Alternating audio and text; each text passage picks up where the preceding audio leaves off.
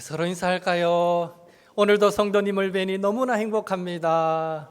잘 오셨습니다. 사랑합니다. 축복합니다. 환영합니다. 예.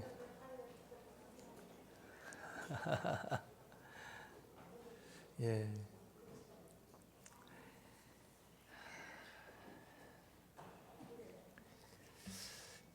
축구가 지난밤에 없어서 참 다행입니다. 예. 지금 뭐 결승 쪽으로 갈수록 밤 12시, 1시 뭐 이렇게 축구를 해서 지금 4강은 몇 시죠? 예, 그걸 봐요. 참 사람 피곤하게 만든다, 맞죠? 물론 저는 막 그 시간에 깨어서 그걸 볼 만큼 그렇게 스포츠에 열심히 있는 사람이 아닙니다. 결과만 보면 되지 왜 그 시간에 깨어서 그걸 보나? 젊어서는 안 그랬지만 이상하게 요즘은 굳이 깨어서 그걸 보고 싶은 마음이 안 생겨요. 그래서 결과만 보는 편인데 그래도 아마 많은 분들은 관심을 갖고 막 함께 응원하고 싶어서 깨어 있잖아요. 얼마나 피곤하겠습니까? 예. 우리 중고등부 친구들 이 방학 때는요 일찍 잠 안 자요. 12시, 1시, 2시 자가지고 아침에 일 나가 교회 와가지고 제가 이 설교하는데 애들이 눈이 뜨고 듣고 있는 거 보면 신기해요. 얼마나 졸리겠어요, 걔들. 그래서 참 예배 잘 드리려고 애쓰는 거 보니까 얼마나 감사한지. 하여튼 우리 주일학교를 위해서도 많이 기도해 주시길 바랍니다. 우리는 이 땅을 살면서 종종 감당이 안 되는 상황들, 감당이 안 되는 일들, 감당이 안 되는 사람들을 만나고 경험하곤 합니다. 일반적으로 사람들은 그럴 때 어떡합니까? 어떻게 합니까? 회피하거나 포기하게 됩니다. 제가 막 신병훈련소를 마치고 자대를 딱 배치받았을 때에 가보니까요, 조직폭력배로 활동하다가 군대 온 사람이 있었어요.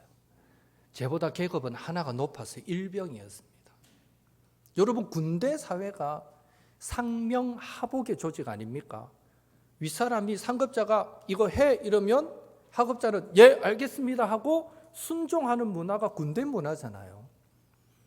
만약에 윗사람이 이렇게 해 했는데 그런데 말입니다 이랬다가는 그날 저녁에 어떻게 되는지 모르는 거예요. 얼차례도 당하게 되고. 그런데요, 그런 군대에서도 이 조직폭력배는, 조폭은 감당이 안 되는 존재였습니다. 그런 계급사회에서도 조금만 기분 나쁘면, 제가 봤거든요, 그 일병이 조금만 기분 나쁘면 막 계급 상관없어요. 욕하고 주먹부터 나가는 거예요. 욕하고 주먹부터 나가고 옆에 있는 거 뭐 캐비넷 막 때려가 막 확 굽어지게 만들고 문 때려가 막 쑥 들어가게 만들고 뭐 옆에 있는 거 던져가 부숴버리고. 이야, 모든 조폭이 다 그런지는 모르겠지만 그래, 조금만 기분 나쁘면. 그러니 아무도 그 사람을 감당할 수가 없었어요. 여러분, 그래서 그 골칫덩어리인 일병에게 주어진 처방이 무엇인지 압니까?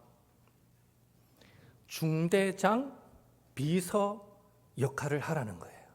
그래서 소대에 있는 그 사람을 중대본부로 이동시키고 중대장 비서라는 없어도 되는 그 보직을 그에게 맡겼어요. 왜요? 그래도 대위 정도의 말은 억지로 들으니까 중대장 곁에 딱 붙여둬가지고 사고 치지 말라고. 말이 좋아 보직 이동이지 격리당한 거예요. 그 군대 조직 안에서 더 이상 사고 치지 말라고 격리당하는 모습을 보았습니다. 오늘 본문에 보면요, 그 조직 폭력배보다도 더 감당 안 되는 한 사람이 나옵니다. 바로 거라사 지방에 살던 귀신 들린 광인이었습니다. 오늘은 예수님께서 이 거라사 광인을 치유하여 자유롭게 만드시는 이 사건을 함께 우리가 나누면서 잠시 은혜 나누기를 원합니다.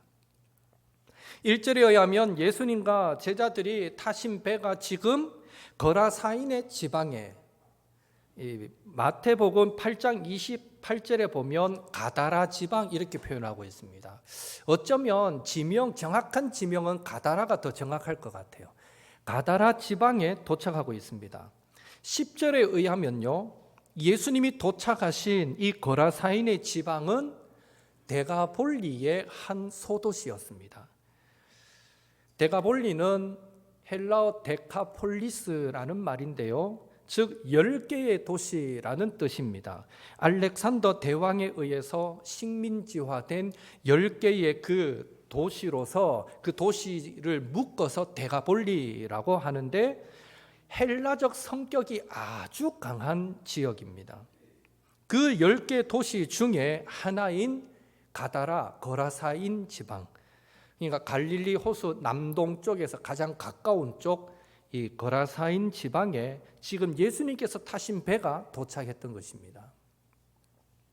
역사적으로 보면 이 요단 동편인 이 데가볼리 지역은요, 다윗의 통일 왕국 시대에, 그리고 솔로몬 이후 분열 왕국 시대까지는 이스라엘의 영토였습니다. 하지만 북왕국 이스라엘의 멸망과 함께 이 데가볼리 지역은 이스라엘 사람들에게는 잊혀진 땅, 잃어버린 땅이 되었고, 세월이 흘러 이 예수님 시대에는 이곳은 유대인들과는 아무런 상관이 없는 땅, 이방인, 헬라적 성향이 아주 강한 이방인의 땅이 되어 있었는데요, 바로 그런 거라사인의 지역에, 그 이방인의 땅에 예수님 일행이 도착했던 것이죠.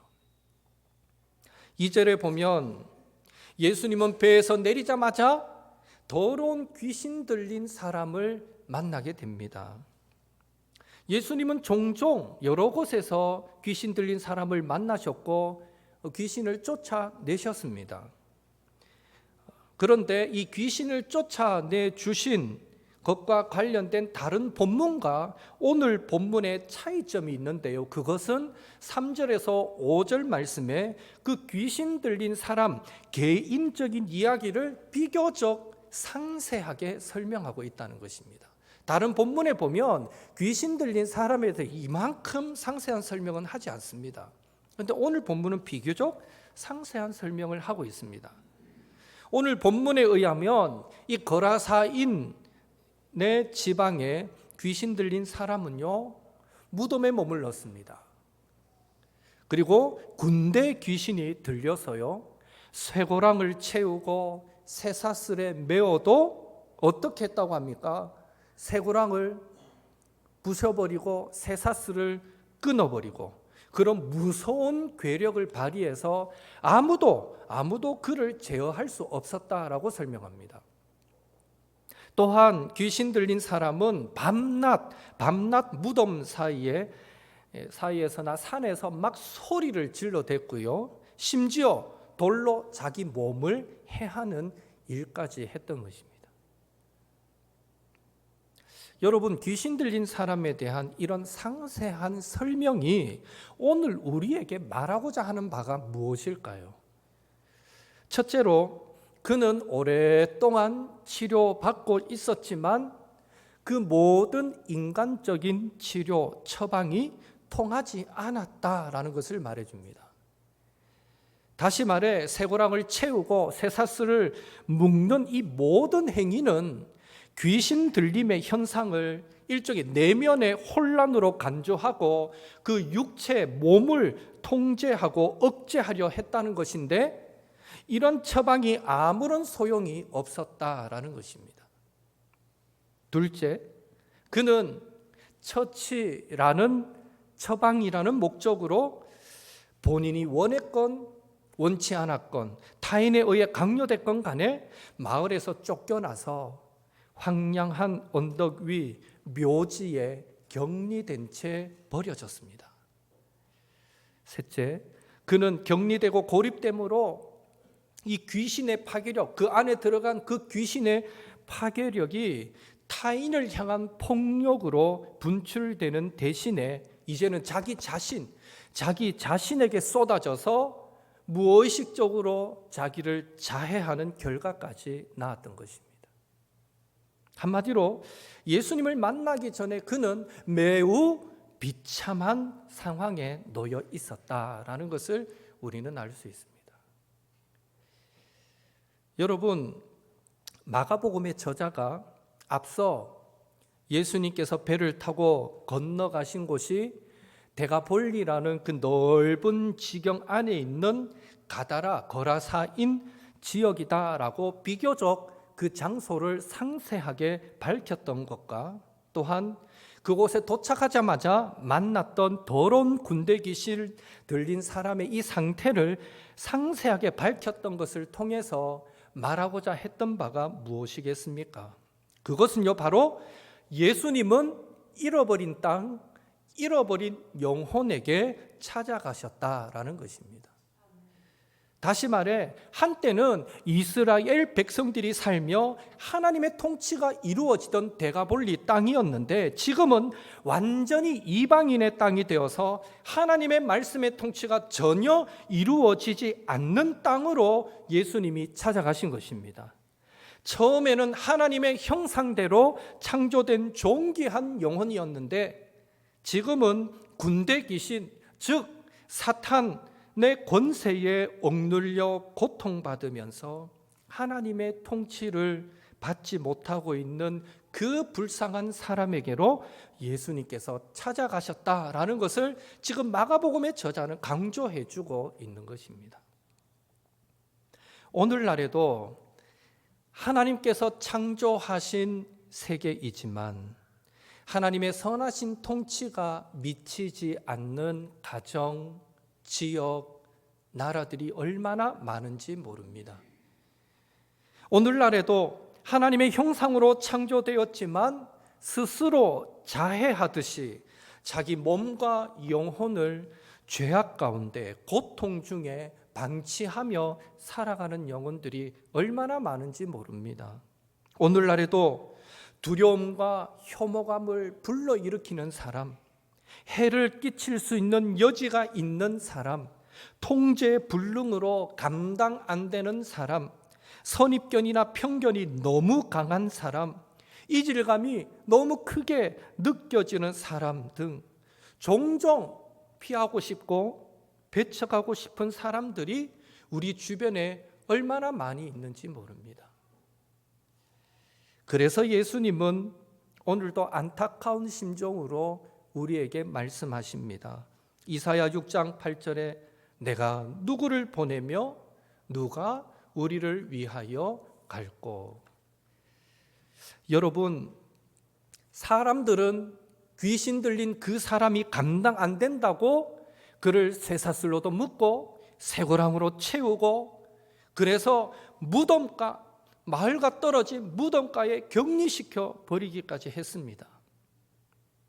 그렇다면 예수님은 그를 발견하셨을 때 어떻게 하셨습니까? 다른 사람들처럼 피해 가셨습니까? 외면하셨습니까? 아닙니다. 예수님은 그 귀신 들린 사람을, 그 불쌍한 영혼을 외면하지 않으시고 먼저 찾아가셨던 것입니다. 생각해 보면 우리도, 저와 여러분도 환경과 사람을 통해서 먼저 찾아오시고 만나주시는 그런 예수님의 사랑, 예수님의 은혜로 지금 예수님 믿고 구원받은 줄로 믿습니다. 바라기는 예수님은 오늘도 하나님을 알지 못하는 그 가정과 잃어버린 영혼들, 특별히 귀신 들린 이 사람처럼 대하기 어렵고 감당이 안 되어서 회피하고 싶고 외면하고 싶은 그런 불쌍한 영혼들에게 먼저 찾아가기를 원하셔서, 예수님이 그런 마음을 갖고 계시다는 거예요. 먼저 찾아가기를 원하셔서 내가 누구를 보내며 누가 우리를 위하여 갈꼬 하시며 지금도 그 마음을 애태우고 계신다는 것 기억하시고, 먼저 믿은 우리들이 먼저 찾아오시고 만나주신 그 은혜를 경험한 우리들이, 먼저 십자가 구원의 은혜를 누린 우리들이 그 예수님의 영혼을 향한 애절한 마음을 품고 이해하여서 이사야 선지자처럼 내가 여기 있나이다, 나를 보내소서, 내가 여기 있나이다, 나를 보내소서 고백하며 우리를 주님께 드림으로 예수님께서 하나님을 알지 못하는 가정, 잃어버린 영혼들, 외롭고 고통받는 영혼들을 찾아가시는 그 일에 저와 여러분이 구원의 통로로, 은혜의 통로로 아름답게 쓰임받게 되기를 예수님의 이름으로 축원합니다. 특별히 이제 명절, 구정 명절이 금요일부터 시작되면 그래도 부모, 형제, 가족들을 만날 때에 믿지 않는 가족들을 대하는데요, 이번 주는 특별히 나를 선교사로 믿지 않는 부모, 형제, 가족들에게로 보내시는구나, 나를 보내시면 나를 통해서 예수님의 그 사랑의 마음을 전달하기를 원하시는구나, 그 마음을 품으시고 이 명절을 또 믿지 않는 가족들이 있다면 그들을 대할 때에 우리의 말과 행실로 주님의 사랑 아름답게 드러내시는 또 저와 여러분이 될 수 있기를 예수님의 이름으로 축복합니다.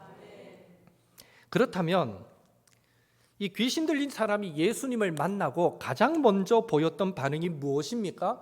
6절, 7절 같이 읽겠습니다. 그가 멀리서 예수를 보고 달려와 절하며 큰 소리로 부르짖어 이르되 지극히 높으신 하나님의 아들 예수여, 나와 당신이 무슨 상관이 있나이까? 원하건대 하나님 앞에 맹세하고 나를 괴롭히지 마옵소서 하니. 우선 귀신 들린 사람은 예수님을 보고 달려와 그 앞에 엎드려 절하면서 큰 소리로 예수님을 하나님의 아들이여 하고 외치고 있습니다. 하나님의 아들이여.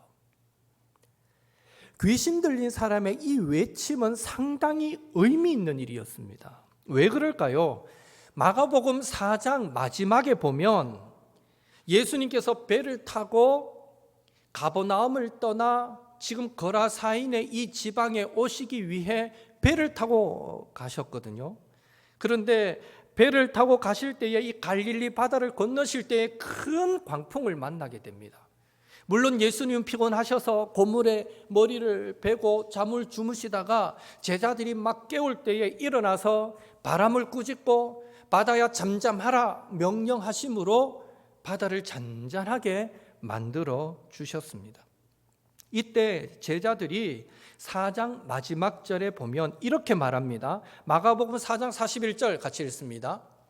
그들이 심히 두려워하여 서로 말하되 그가 누구이기에 바람과 바다도 순종하는가 하였더라. 예수님께서 큰 광풍을 잔잔하게 하시자 그것을 목격한 제자들은요, 서로에게 도대체 그가 누구이기에, 저 사람이 누구이기에 바람과 바다도 순종하는고 하고 서로를 향해 질문했던 것입니다. 그런데 재미있는 것은 그 질문이 끝나자마자 바로 마가복음 오늘 보면 5장으로 이어지는데, 5장으로 이어지면서 예수님을 만난 귀신 들린 사람의 첫 마디가 지극히 높으신 하나님의 아들 예수여였다는 것입니다.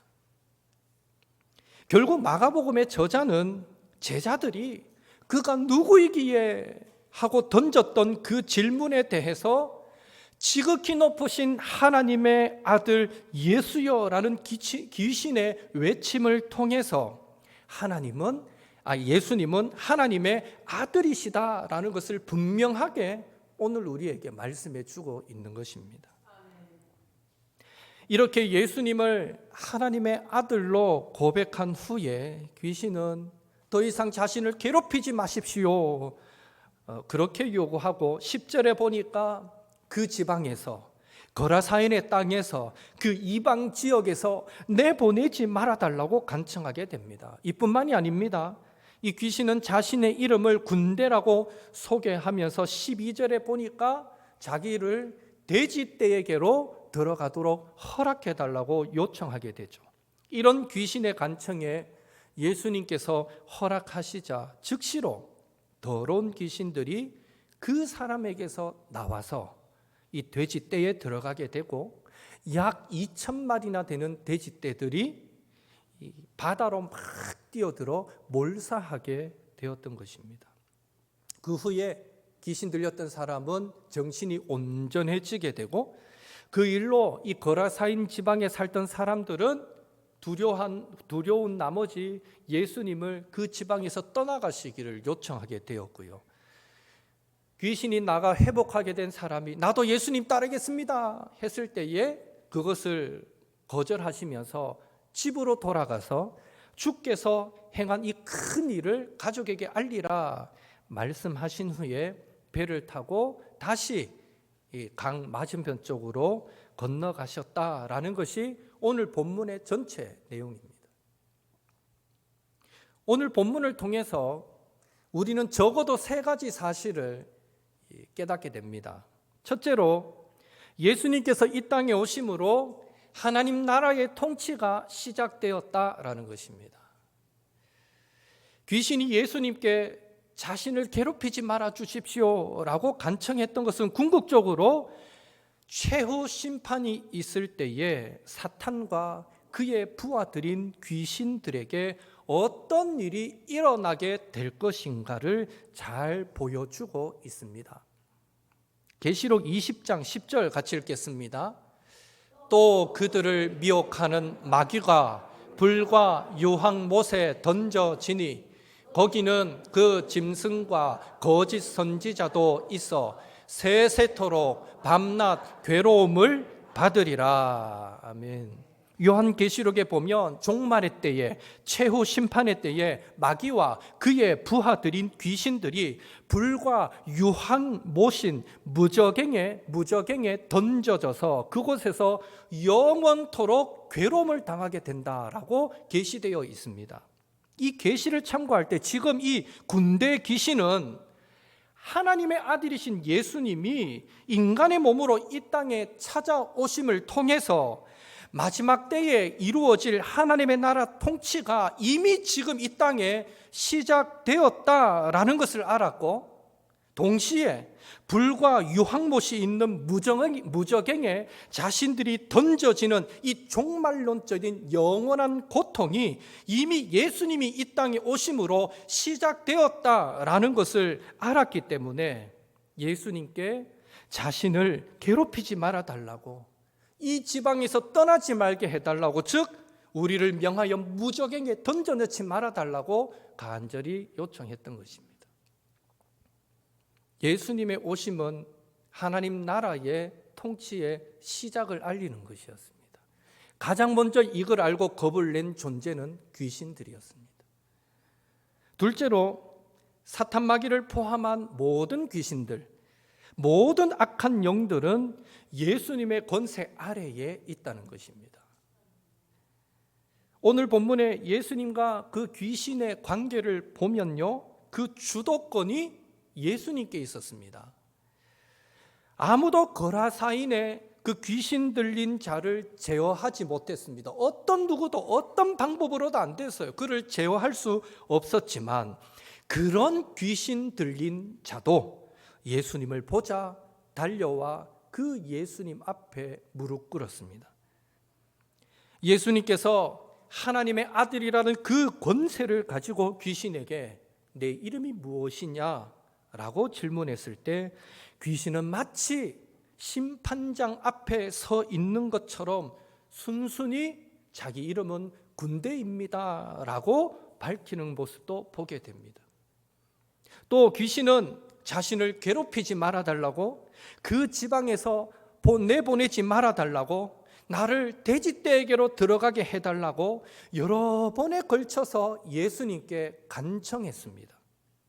그리고 귀신이 돼지떼에게 들어갈 수 있었던 것도 결국 예수님께서 허락하셨기 때문입니다. 이 모든 것이 사탄과 귀신들은 모두 누구 권세 아래에 있다는 겁니까? 예수님의 권세 아래에 있다는 강력한 증거가 되는 것입니다. 다시 말해 마귀와 악한 영들보다 그 어떤 악한 영들보다도 예수님께서 훨씬 더 강하고 위대하신 분이시라는 것입니다. 여러분, 예수님을 믿는 우리 그리스도인은 귀신 들릴 수 있습니까? 없습니까? 대답하기가 좀 곤란합니까? 당연히 그럴 수 없습니다. 왜 그럴까요?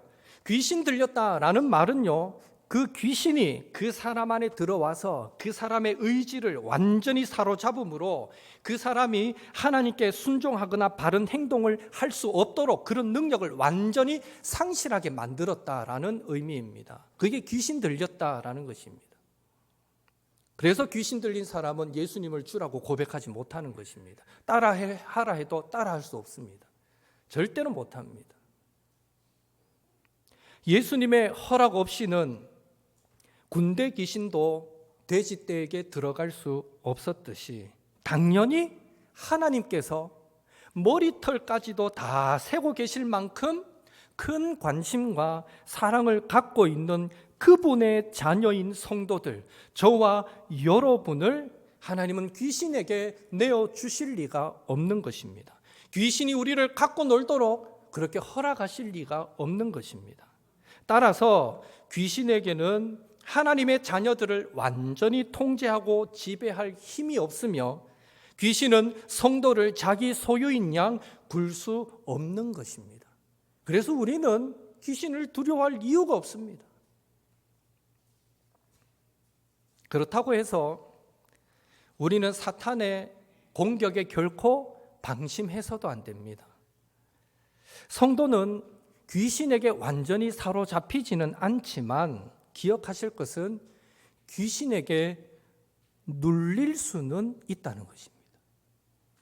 다시 말해 귀신은 성도가 하나님께 순종할 수 없을 정도로 우리 성도를 지배하지는 못하지만 하나님의 말씀에 순종하지 못하도록 유혹할 수는 있다는 것입니다. 그래서 베드로는 이렇게 말했습니다. 베드로전서 5장 8절 같이 읽겠습니다. 근신하라 깨어라 너희 대적 마귀가 우는 사자같이 두루 다니며 삼킬 자를 찾나니. 귀신은 우리를 완전히 사로잡지는 못하지만 얼마든지 우리로 하나님을 떠나서 범죄하도록 유혹할 수 있기 때문에 우리 성도는 늘 깨어서 기도하면서 그 마귀의 모든 유혹을 힘써 물리쳐야만 하는 것입니다. 만약 누군가가 예수님을 믿는데도 귀신이 들렸다라는 것은요, 그것은 그 사람에게 예수님에 대한 분명한 신앙, 믿음의 고백이 없었다는 증거일 것입니다. 적어도 나는 예수님을 나의 주, 나의 하나님으로 믿습니다라고 고백하는 성도에게는요, 귀신이 들어갈 수가 없습니다. 그를 완전히 지배할 수가 없는 것입니다. 마지막으로 예수님을 만날 때 우리 인생은 변화될 수 있다는 것입니다. 15절에 보면 귀신이 나가자 그 사람은 옷을 입고 온전한 정신으로 앉아 있었다라고 기록하고 있습니다. 무슨 말입니까?